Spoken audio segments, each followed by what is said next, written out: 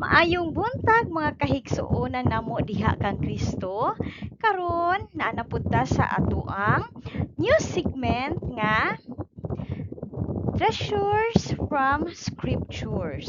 So, ang atong Bible verse karong adlaw gikan sa Psalm 119:105 nga nagapamulong ang imong pulong maoy lamparahan sa akoang mga tiil ug kahayag sa akoang alagianan. So, nakabalong mabo ug unsay buot pasabot ani mga igsuon?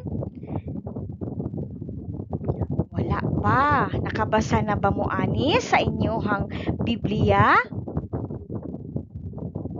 Wala pa gihapon. Now, kani siya nga Bible verse, makita ni siya sa Salmo. Kani nagpadayag nga ang atuang langit nung amahan nga mao si Hesukristo nag-ingon nga bisan pa man asa ta moadto unsang adlaw o unsang orasa siya naga-guide gyud sa atoa ug dili ta niya pasagdan, no? Mangutana ta, naa ba maistorya ba nato si Kristo? Dili pareha sa unang panahon, di ba? So now, mao nga naay Biblia nga atoang silbi nga giya, no? Kabahin sa iyaha o sa iyahang mga sugo, mga kaigsuunan. Dili ingon nga kanang ang Biblia ibutang lang nato sa lamisa or ato lang siyang dalon o basahon kada Domingo. Pwede nato ni siya basahon kada adlaw para kita mag-guide ta sa atoang Ginoo ug dili ta muundang sa pag-ampo diha kaniya. Nganuman, no? Nganuman nga nag-ingon ang atuang amahan kabahin ani kay para dili kita malimot, no? Mabutang sa atong alimpatakan ang iyang mga pahinumdom nga bisan pa man sa unsay atong gibati anang adlaw pero siya dili mobiya sa atoa. Naay mga adlaw nga lipay kaayo ta. Pero naapoy mga oras nga masulub-on ta og napuno ta sa kabalaka. Pero unsay angay natong buhaton mga igsuon?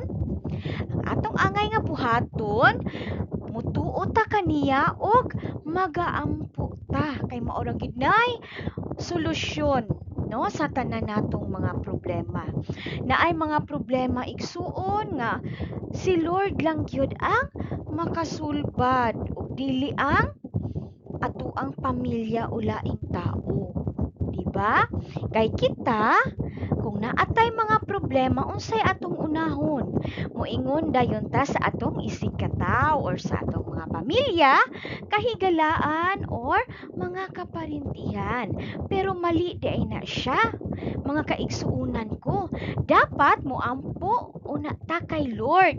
No, makikistorya sa tadiha kaniya bago ta mo sangguni sa ubang mga tao kabahin sa atong problema.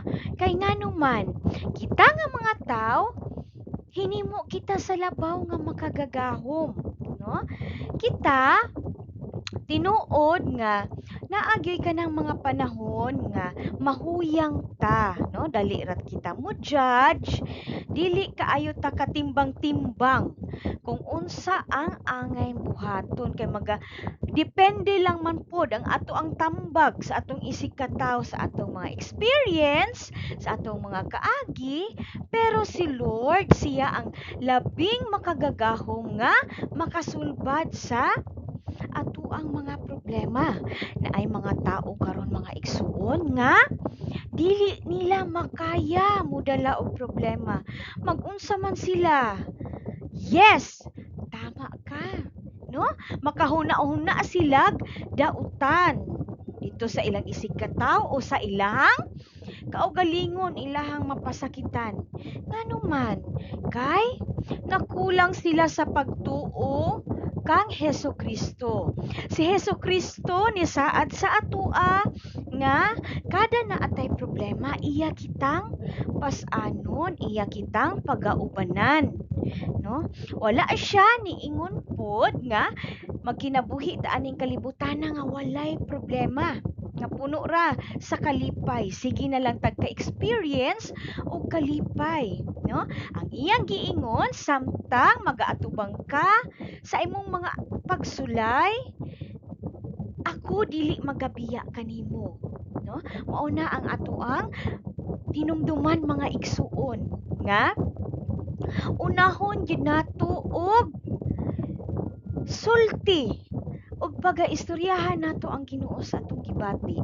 Ayaw ka magduha-duha og pag-ampo sa atoang langitnong Amahan. Kay siya mo'y labang makagagahom nato tiining tanan. Mao bitaw na nga ning ana siya nga ang imong pulong mao'y lamparahan sa akong mga tiil. Diba? No, ang pulong daw ni Hesukristo mao daw ang kahayag, no? Nga magaguide sa atoa bisan pa man og naata sa kangitngit. Og ang iyang kahayag mao ang poste, no? Kung diin kita magasubay padulong sa iyaha. Mura bag ka ng poste sa Nordeco ug Davao Light kung wala nang mga poste diha ngit-ngit ang dalan. So maupod na ang atuang panag-ingnan, no, sa giingon diri sa scripture sa Biblia. Mauna nga, dili lang ikaw ang naay problema igsuon, naapay ubang mga tao nga pareha nako nga dagko og problema nga feeling nato murag di ta ka ginhawa, feeling nato murag walay lami ilihok or walay lami ibangon. Nganong man kay pag naatay problema, ilabi na pinansyal, magmanggiluyahon gyud ta, no? Or labi na kay emosyonal atong problema usahay mag-carried away ta. Dili nato mahinumduman si Jesus nga naara di ay siya diha, no? Nagahulat kung kano sa ata magatuktok sa iyaha para kita iyahang matabangan. So ayaw kawala sa paglaom igsuon. Ang problema karon ra ng orasa, karon ra ng adlaw or karon ra ng tuiga. Pero ang paghigugma o pag-atiman ni Hesukristo sa atoa naalang gyud permanente, no? Atoa lang siyang pagaistoryahon, makipagkomunikar ta sa iyaha pinaagi sa atong pagampo ug atong ibutang ang atoang pagtuo diha kaniya. Kay siya lang ang labang makagagahom nga mutabang sa atoa ug mangita siya og instrumento para mahupay ang atong gibati nga mga kabalaka, mga kalagot, no? Og mga kasakit. Ayaw pagdumot igsuon og always remember nga naatay Ginoo nga dali ra nato sampiton. Daghang salamat.